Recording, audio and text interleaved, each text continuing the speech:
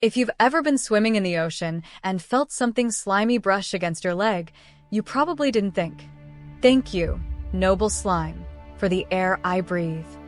You probably just screamed and swam away.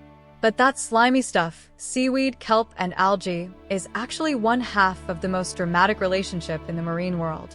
When it comes to ocean oxygen, seaweed is both the hero and, occasionally, the villain. Here is the truth about this underwater love affair. Most of the time, seaweed is the best friend the ocean has.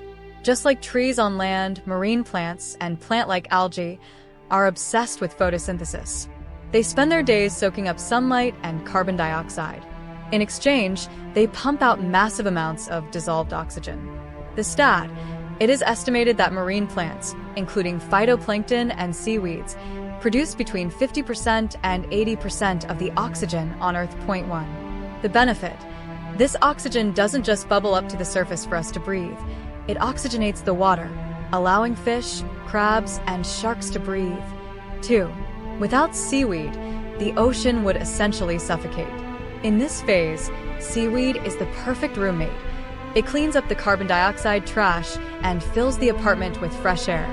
Here is a fun fact that usually gets left out of biology class. Plants breathe, too.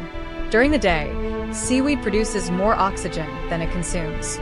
But at night, when the sun goes down and photosynthesis stops, seaweed switches to respiration. 2.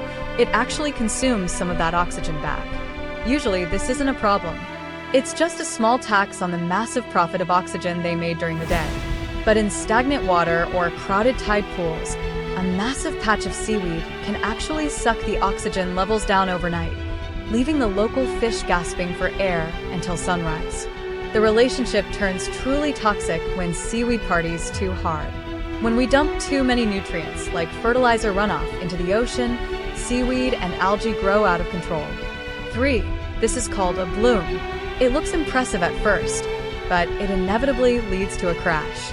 Here is the disaster cycle. The boom. The seaweed grows rapidly, covering the surface and blocking sunlight for plants below. The die-off. The seaweed eventually dies and sinks to the bottom. The feast.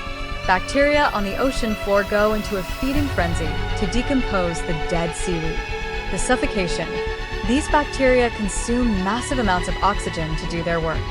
They eat up so much oxygen that the water becomes hypoxic, low oxygen, or anoxic, no oxygen. This creates a dead zone. In this scenario, the seaweed that once created oxygen has become the fuel for an oxygen-sucking bacterial bonfire. Despite the drama, we should definitely be Team Seaweed. When balanced correctly, seaweed is an oxygen factory and a carbon sink, fighting climate change and keeping our marine ecosystems alive. We just have to make sure we don't feed it too much junk food, pollution, so it doesn't crash the party. Next time it touches your leg, don't scream. Just take a deep breath and say, "Thanks."